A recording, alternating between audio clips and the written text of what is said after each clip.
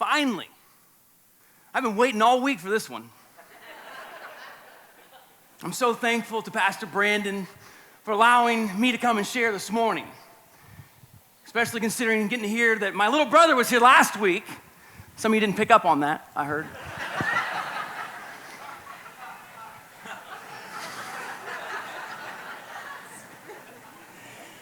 My little brother was here last week, and he shared his heart-wrenching, tear-jerking, emotionally charged account of when he, asked Dad for the inheritance early, and he went and did his thing and squandered it all and came home, and yeah, his details were correct. Dad definitely came and threw a lavish party on his behalf, and, the things he said, they were true.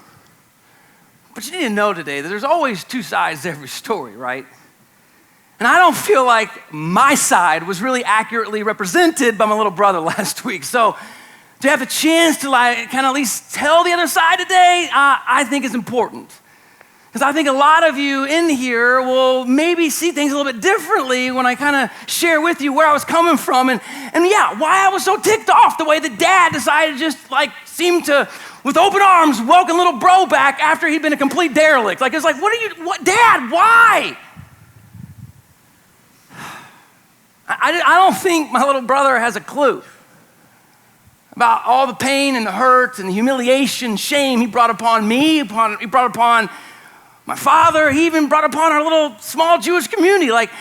He doesn't even consider that. He never even considered any of those people anyway when he did what he did all the time. So I just want to try to at least share my side of the story for a couple moments today. And I'll get to the whole, little brother coming home and big party being thrown and all that kind of stuff in a moment. But let me start similar to where he did last week. Just, I heard he said that he loved me. He respected me. He had to get out of my big old shadow because I was so responsible and all that kind of stuff, which I appreciate the flattery. He's right. I'm a good kid. But here's the thing. I also heard him say that my responsibility and my willingness to always stay within the boundaries and not cross over the barriers of rules that were put in place by Dad, that he said eventually that was kind of annoying. Well, let me just tell you this. Annoyance goes both ways. Annoyance goes both ways. And some of you resonated with my little brother. You're like, yeah, I get that. I got the free spirit. And older brother, he's got the boring spirit. Well, let me tell you about my boring spirit. Because my little brother, he didn't think twice about constantly being adventurous, risky, and pushing the boundaries and going beyond the boundaries. And he only went beyond the boundaries for one reason alone: himself. He didn't think about anybody else. He didn't consider what his actions meant to anyone in his periphery, including me, including Dad, or including our little small Jewish community. Because in our community and in our culture, what you do isn't representative of just you. It actually is representative of the entire community. But did he care about that? Nah. He had this tunnel vision, and his tunnel vision only could see as far as his curiosities and what would somehow satisfy his cravings of exploration and freedom, he said. Now here's the thing, I'll be honest. I had a little bit of jealousy for my brother, a little envy at times because, I have some curiosities of my own. I wonder, okay, so Dad puts up these boundaries and these borders and these rules and says, hey, kind of play within the sandbox, but don't go to the other sandboxes and just trust me in that. And it's like, okay, what's in the other sandbox? I get the curiosity of my little brother. I get it. But every time I wanted to kind of start to venture out beyond those boundaries, I had this voice that would come in my head. A voice obviously he didn't have, or the voice he had in his head was very different than mine. And maybe it was my own kind of internal conscience. Maybe it was the voice of my father. Perhaps it was the voice of the community. Because for me, as being the oldest of the children, I was always essentially groomed to know that your role is to set an example, to be responsible. Mediator between Dad and between my younger brother, and through my actions and through my example, it would represent well my father, and hopefully my little brother would see that, and he would see an example of knowing that what my dad said was the best, and he would actually trust in that. And I just didn't want ever to violate that. And so I took that responsibility like with a serious nature. And I realized, like I actually, that my actions mattered not just to me, but to those around me. But to my little brother, absolutely not. And yeah, he was more fun and free-spirited and liked him, bleh. But he never thought twice about anybody else besides himself. You know anybody like that? Got any older siblings or just some more responsible siblings in the room this morning?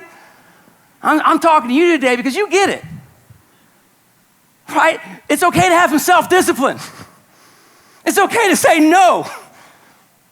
It's okay to like say, hey, everything that I have inside of me that screams, I need to try this, sometimes you don't have to give in to all your feelings. Feelings.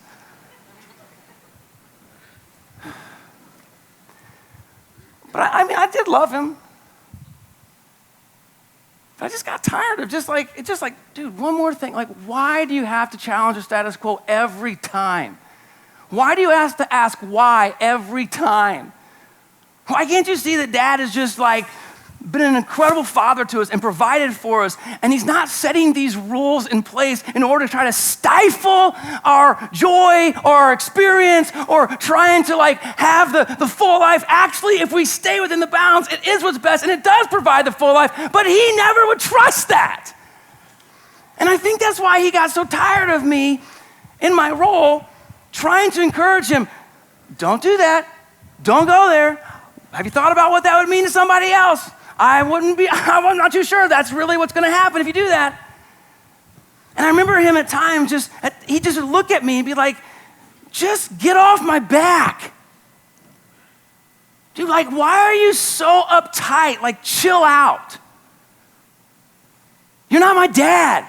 Stop acting like my father. Ever had a sibling say something like that to you? And you're not trying to be dad or trying to be the parent. You're just trying to be like, I'm just trying to prevent you from doing something stupid because you always do something stupid because you're stupid. That's not even being mean. That's just being truthful, right?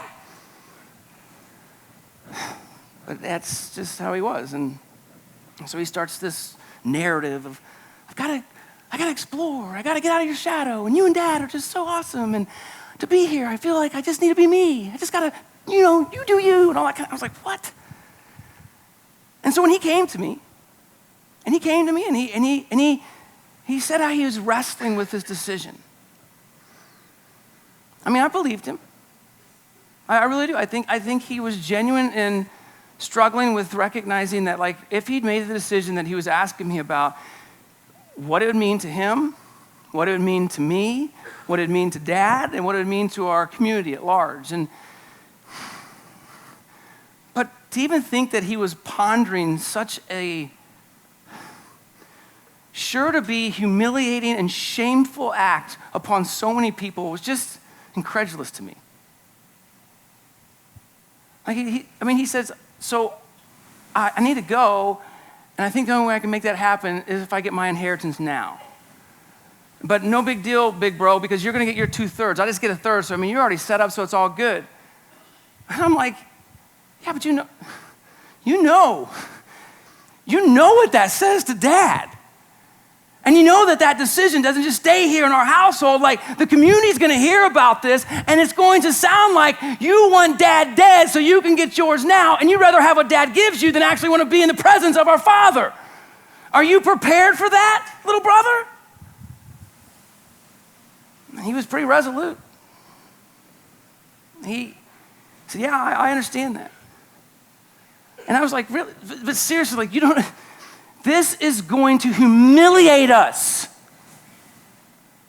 And what has Dad ever done for you to act so rebellious against him?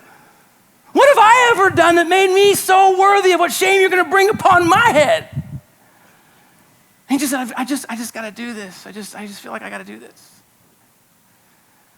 And so I immediately was like, okay, well, here's the deal, little brother. I will promise you this much.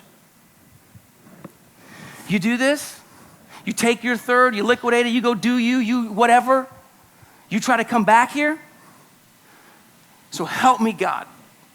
I will enact kazaza so quick on you and cut you off. So I think he told you about that last week.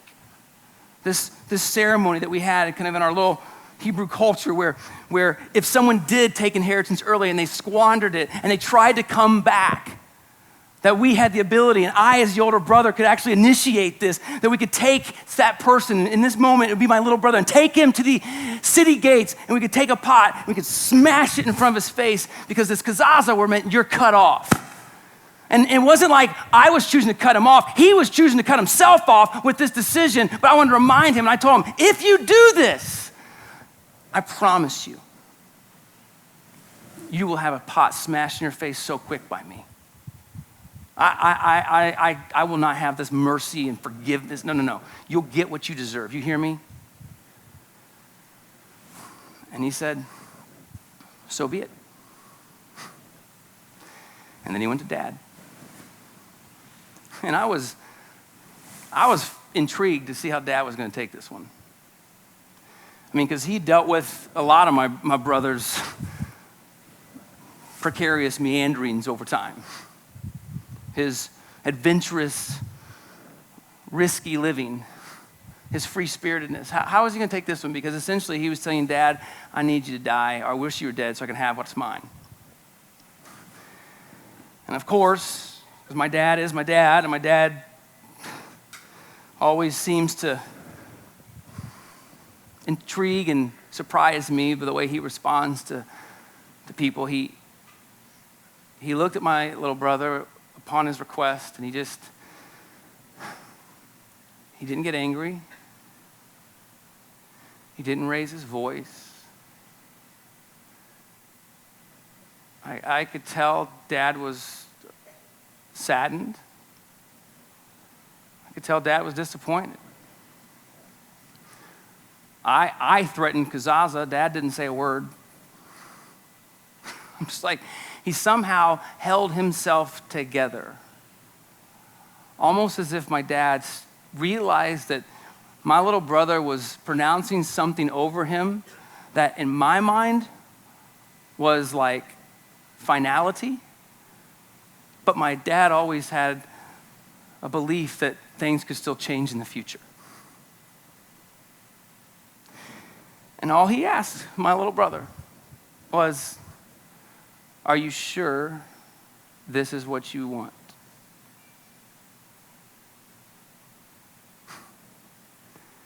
I was starting to just seethe in the background, especially when my little brother was like, yes, I want my inheritance now. And my dad gave it to him. He was allotted 1/3. I would be granted 2/3. But my dad just let him go and do what he requested. You could tell Dad's heart was heavy. You could tell Dad's heart was hurt. But he just said, here it is. Essentially, like, it's your decision. Here you go. And I remember watching my little brother head out. We didn't know where he was going. I mean, we didn't even know where he was going. He said he just needed to go to the distant land, the land of the Gentiles. I got to go see what those other, we saw them to be heathens, what those heathens were doing out there. And he had this like acting job. He's looking at his shoulder, ooh, sorry. Like he's acting like he's like thinking twice about this. And he made his mind up so much before that moment. And he took off. And we were just there.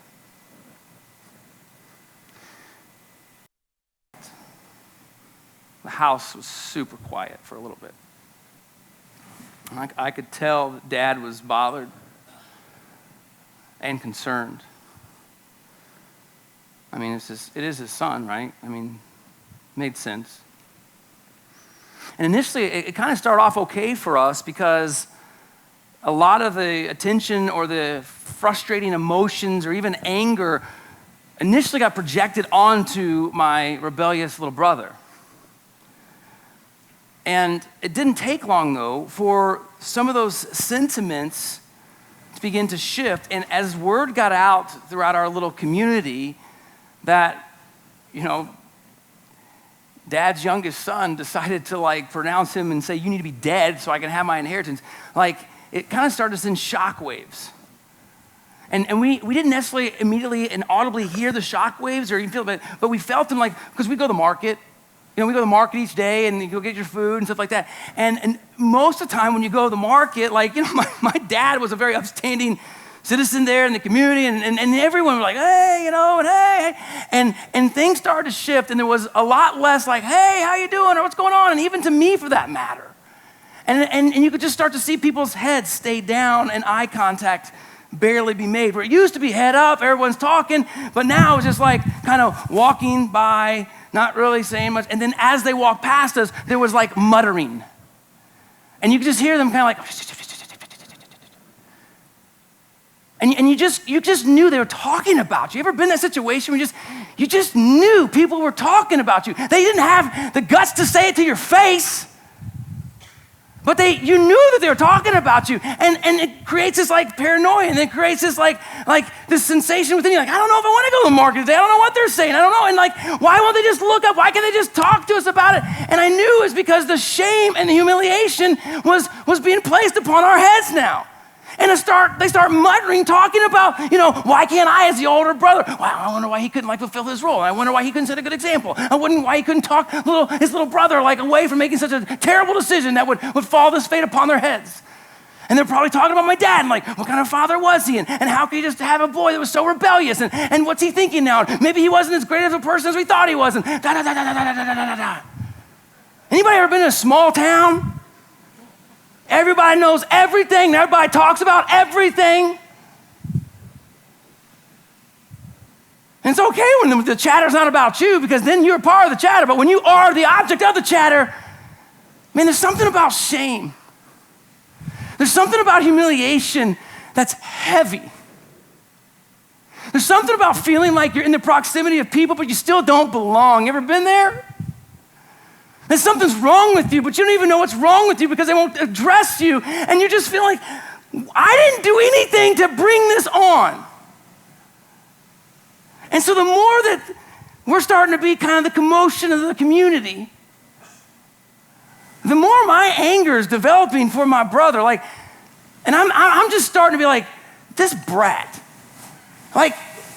He is so reckless.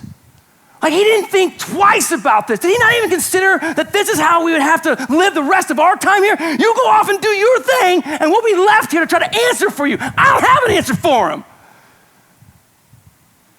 Why do I have to deal with somebody else's direct disobedience? Especially when they didn't even consider that what they do actually impacts me too. But they're so self-centered and driven by their own emotions and their own cravings that they don't consider anyone else but themselves. My brother was so stinking selfish. Some of you know exactly what I'm talking about. Some of you are parents in here, you're just why didn't my son or my daughter, you get it. But what are you left to do? You just have to keep going on. And it didn't help when I started to hear what I thought. I wasn't sure if they're rumors, but I started okay, some of these are pretty credible here. But I started to hear that my little brother, Mr. Free Spirit, decided to take his portion of the inheritance to go off to the distant land, and he was beginning to experience some of the finer delicacies of what the distant land had to offer. Drinking, eating just opulent meals and all these delicacies and all this kind of stuff. And it's whatever. Okay, dude, blow your money on that stuff, whatever. But then, get this. I found out that he was starting to frequent brothels. Paying for, exactly. It's just really? You found it to be okay to ask dad that you could have your inheritance so you can go off and sleep with some random woman that you pay for? Are you kidding me? And I'm dealing with this stuff here? Man, if dad hears about this, man, like I can't even let dad know about this. Like if dad finds this out, it'd break his heart. And so the only thing I knew to do was I'm just gonna be the good kid. I'm gonna keep doing what I've done.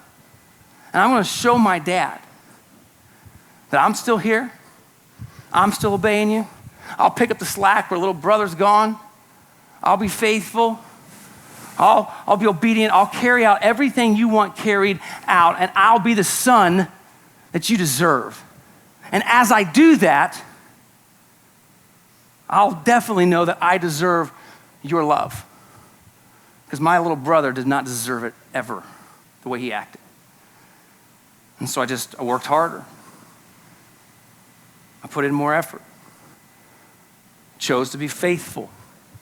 I would go to the synagogue. I would make sure of our first. I would tithe off of everything. Made sure when we had livestock that I would take the first and the best to offer sacrifice. I would make the journey down to Jerusalem a few times a year to the different festivals. Like I was fully compliant. Because I wanted to show not just dad, but I wanted to show the community like I'm not like my little brother. And look at me, like I am a good example.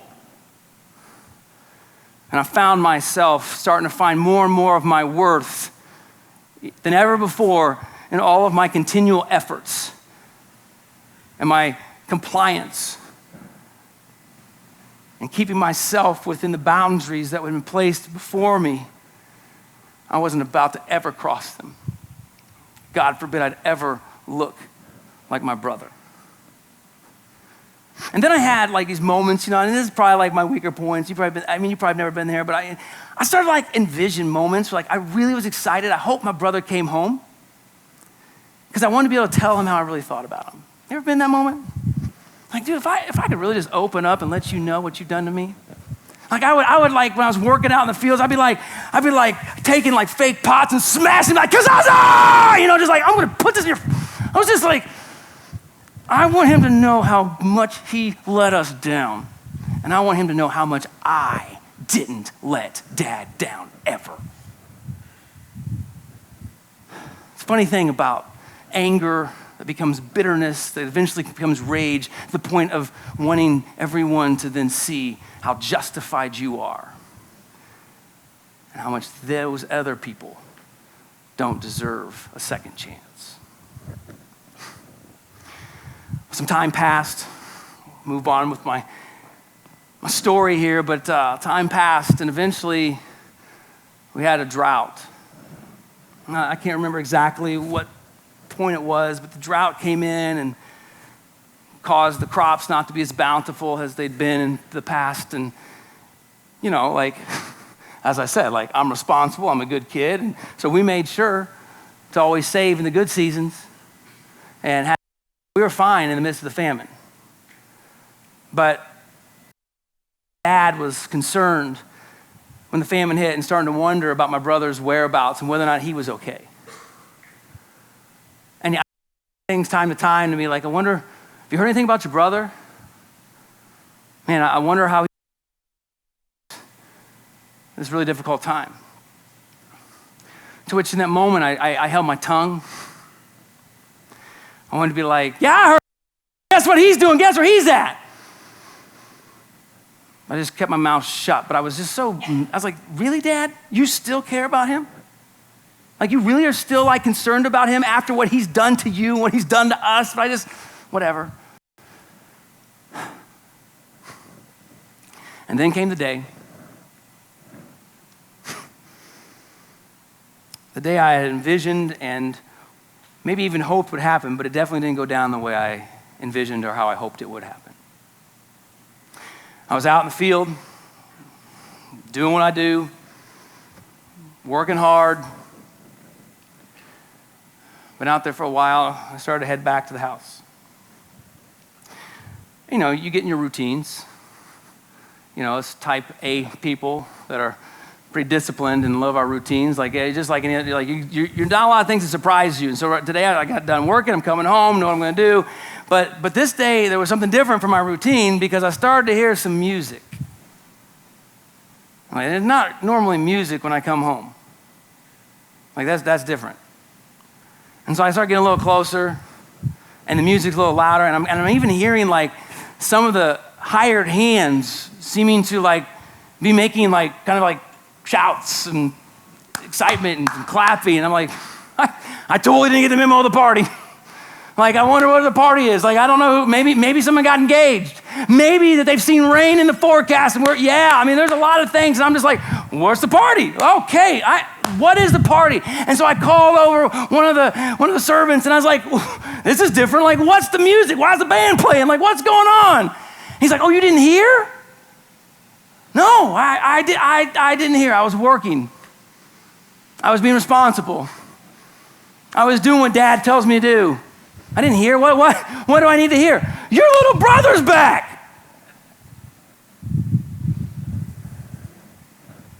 And it's like, every one of those moments when the first few words just kind of put you in like this state of like, and you don't really hear much else after that. You're like, your little brother's back. Yeah, your little brother's back, and Dad like welcomed him home, and he's got a party going on, and he's killed a fatted calf.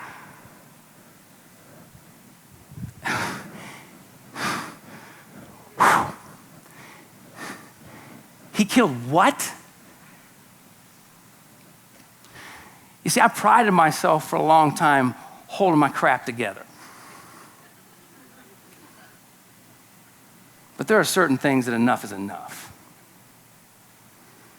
And little bro coming home, and we got a party going on, and a fatted calf. I fed that calf for so long. It wasn't to be wasted on my brother coming home. Dad said to kill the fatted calf in a famine for my brother who's been at brothels?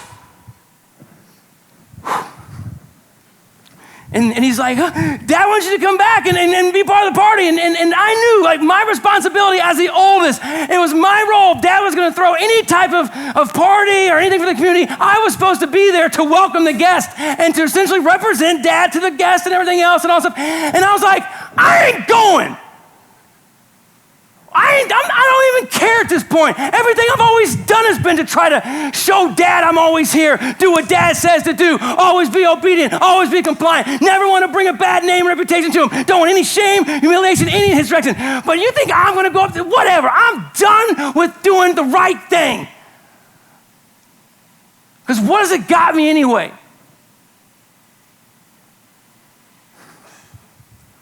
Some of you know exactly what I'm talking about. This is not fair, right? You're really gonna like just have a party? And so I said, I'll have my own party, a little pity party. I don't care. I'll just be by myself. I'm gonna feel, I don't. And so I didn't go. And I really didn't care if it made Dad look bad. At this point, I was like, Dad, you made yourself look bad. I was like, if I'm going anywhere, I'm going to give me a pot. I'm taking I promised that little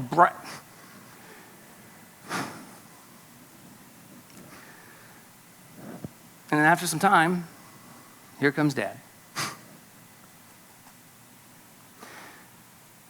My father came to me, which that wasn't good either, because I had like failed on my reputation to do what I was supposed to do to welcome guests, and he was actually going to act in our culture. I know a lot of this stuff, some of this doesn't make sense because we live in this like shame, honor culture, which is different than here. But like for him then to come to me when I've already dishonored him brings even double layer of shame to my dad. But then my dad still comes to me. He came to find me in my hurt and my pain and my anger.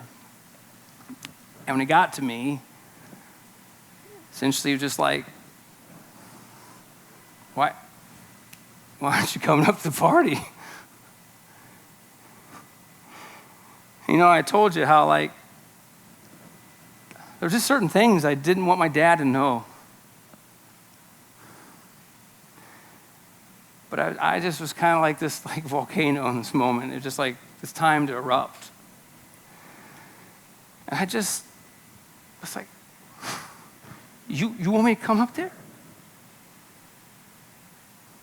You want me to come up there and celebrate him? Dad, I've been slaving. I've been slaving for you for forever. And I've never disobeyed you one time. Everything you've ever asked, I've always done. Very different than the one you have the party going for right now. Do you even know? Do you even know what he did? Like, you didn't ever even kill a young goat for me. Like, I didn't have any party ever thrown after my slaving and my compliance and my obedience. I didn't get anything. And now when this younger son of yours comes home, you kill the fatted calf. Dad, do you even realize he's been with prostitutes, Dad?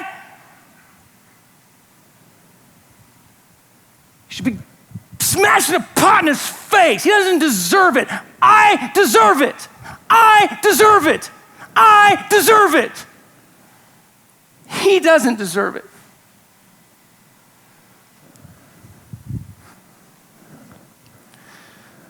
And first off, I'm not supposed to talk to my father like that. But in the same way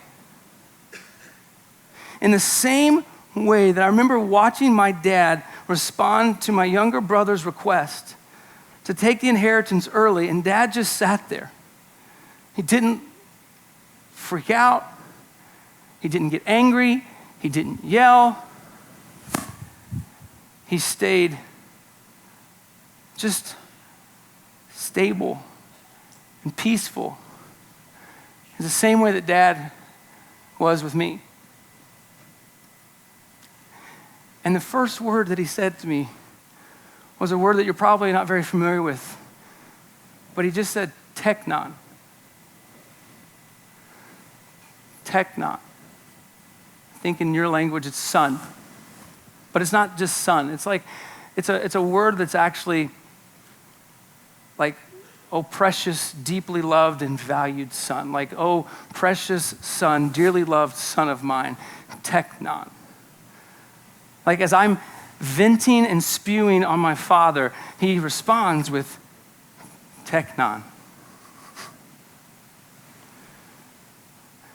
And he simply just says to me, you've always had me. You've always been with me. And everything I have is yours. But your brother was lost. And he's back, he's found. I thought he was dead because of the famine. And now he's come back and he's alive. Like, but here's the deal, teknon, deeply loved and appreciated son of mine. You've always been with me. Always. And everything I have is yours. Like, literally, like everything. Like, you have the other 2/3. Like, you have everything. And in that moment, I just was left kind of speechless. And I tried to translate in my head what Dad was trying to say. And in many ways, he was simply just like, it's like, listen, like, you've always had the blessing of being in the boundaries. And for a time, you believed that in the boundaries, there was life and flourishment because ultimately you were home. You were always with me. You were in my presence. And I would always give you my best. And everything that I have has always been yours. I've never withheld anything from you. I've always been here for you. And yet somewhere along the way, oldest son of mine, your heart has wandered and drifted to not caring about my presence, but caring more about what you feel like you deserve. And what you believe you deserve is even greater than what. And in many ways, you're missing the point, son of mine. You're missing the point. Like, you're angry that your brother is so selfish. But you're missing the point that you're being extremely selfish right now and extremely self-righteous. It's It's never been about what you deserve or don't deserve, Teknon. It's about, I want to share myself and my life with you as your father and always be with you and provide for you. And somewhere along the way, you've missed that. If you're not able to celebrate that your younger brother who was dead, in my mind, and thought everybody he was dead, but now he's back alive.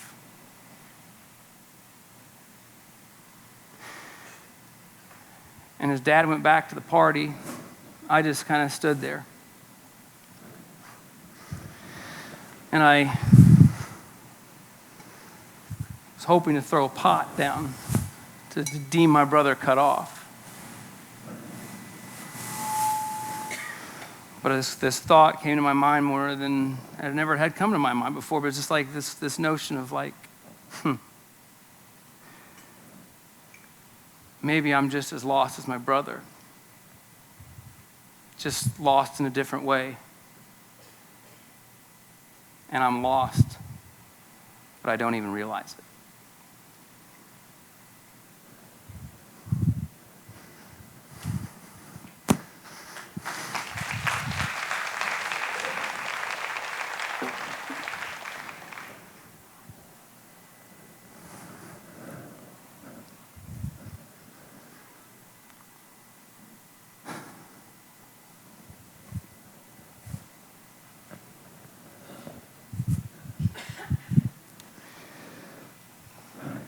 There's nothing you can do to make God love you more.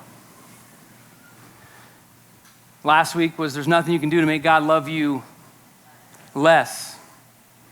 This week, there's nothing you can do to make God love you more. I want you to read this with me. Read it together. Let's say it. There's nothing you can do to make God love you more. And I want us to personalize it, just like last week. But now we're going to say there's nothing I can do to make God love me more. So let's say it that way, personalize it. There's nothing I can do to make God love me more. This is the older brother's side of the story. And when Jesus in Luke chapter 15 told this story, he fully intended both sides to be heard. We're told in the first 2 verses of Luke 15 that what really brought about this story from Jesus is that there were some tax collectors and notorious sinners that were gathering around to listen to Jesus, and Jesus was even willing to eat with them. To which there were some Pharisees and other teachers of the law who began to mutter under their breath about Jesus. Oh my goodness, I can't believe, does he even realize who he's eating with? And also, like, he cannot be the Son of God. If he even understood who he was giving his time and attention to, surely he would like never, ever be with those tax collectors and notorious sinners. And then Mr. Brilliant Jesus decides to tell a story about a younger brother. The younger brother representing those tax collectors and notorious sinners. And oftentimes in church, or if you've grown up in church, the focus is on this parable as being the parable of the prodigal son. Prodigal being this word that means spendthrift, wasteful, reckless, whatever, lavish. And we look at the younger brother and don't really focus in on the older brother. But I would argue maybe the main point of the entire story that Jesus tells is about the older brother, who meanwhile was out in the field and didn't want to come and celebrate the younger brother coming home and being lavished with the forgiveness of the father. And many of us in this room are older brothers. And I think that's what's so important for us to take inventory of this morning. That where the younger brother was lost because of his irreligious ways, his ways of partying and wild living and just being reckless and breaking the rules and being disobedient, the older brother is lost, but he's lost because of his religious ways. Because of his performance mindset, his works-oriented attitude that if I do more, God will love me more. And the more that I'm compliant and obedient, that it actually merits God's blessing even more. And I actually deserve God's blessing more than those people over there or that younger brother. And it's entirely possible to do the right thing with the wrong heart motive. And we can find ourselves at times even maybe being the younger brother initially and being so grateful that God would love us and forgive us. And then we become Christians and we begin to follow and obey. And somewhere our heart begins to shift and we start to think that our efforts earn us God's kindness and love and favor. And we think we begin to become better than those over there, even though at one point we were that very person over there. It's called self-righteousness. And we begin to, at times, some succumb to what I would call this max out day mentality. When I was in high school, I played football. And in the summer was the heavy lifting time of when you're really hitting the weights and trying to get as strong as you can before the season started. And sometime in early August, we would have max out day where you'd see how much you can max out in the bench press as well as squats and the power clean. And in the weight room at our high school, they'd have a top 10 list. And you want to be on that top 10 list. And the good news is, even though you can't see it today, I used to be on that top 10 list. You just have to believe that in faith. But once you got your name up there, you benched this much, you squatted, you had this notion, and people look at those people are stronger, probably worked harder. And if you're on the list, you start thinking those other people are weaker, don't work as hard. And I am looked at and loved by the coach more than those people who are on the list. And that max out day mentality is lethal and toxic in the Christian faith. Because religious or irreligious, partying or performance, scriptures say even our righteous deeds are like filthy rags before the Lord. And none of us deserve his grace, but that's why it's grace, because he lavished it on us nonetheless by sending his one and only son to live the only perfect life ever lived, to become the perfect sacrifice for all, and that all would place our trust in him. And we have to be really careful not to become older brothers, where we start to think that the Christian life is just about ourselves and our own growth and our own compliance and our own obedience. And even churches at times can be so inward focused and just about us and everything us. And we start to shun or even not pay attention to younger brothers out there who have wandered away. And all the while, you're actually just as lost because we're not tapping into the full heart of God. And so this morning, as we close, I think it's simply just taking just a moment to recognize, where is my heart? Do I have anger? Do I have frustration? Do I find myself feeling like I deserve more from God because I act and live better than others who are away from God? And if you even succumb to this, I'm a good person, so therefore I should get good things from God. They're a bad person, so they should get bad things. That's not the gospel or the good news. All have sinned and fallen short, and all need mercy and grace from our Heavenly Father. And yes, does God desire us to live holy, righteous lives? Involves obedience? Absolutely. But it's just to continue to be what we've always had, which is to be in his presence and not divided because of sin, and to find flourish, joy, because we have all that he's given us of life and godliness. And so next week, I'm going to finish this series, and we're going to look at the Father, and we're going to really break this down and then ask to evaluate where we're at. But between now and next Sunday, I just encourage you to read Luke 15. Pick up in verse 1, go all the way to 38, see the Father's heart, and ask where your heart is at, and ask God ultimately to give you his heart within you. Will you stand with me? I want to pray for us, and no acting next week, by the way. I will not act like God as the Father. No way. No way. So let me pray. God, thank you for this church, people here. And God, this older brother syndrome, which we'll dig in more to next week, God, it's subtle and it's hard to see at times, but There's areas of our heart that are judgmental, at times angry and pointing fingers and feeling like just the notion we deserve better than somebody else. God, humble our hearts. And to see, God, just that notion that you said to the older brother that you've always had me. Like, you didn't miss out anything. You've always had me. Everything I have is yours. And if that's the case, then let us be joyful and grateful. And why wouldn't we then also want to welcome younger brothers in so that they might have the full presence of God and all that you have for us? God, this week, I pray in the name of Jesus, I pray people would actually pray and look and read the scriptures, and God, that you would give your heart within us. Help us see, look, understand, and feel the way you do. And God, thank you that you've always loved the older brother. There's nothing we can do to make you love us more. God, you just always have loved us. Thank you for that. And I don't have to perform to keep that love or earn that love. Wow. Thanks for helping take that weight off. And so, God, we thank you. And I pray in the name of Jesus, we'd be a people who wake up, rise, and shine. That we'd wake up to you, Jesus.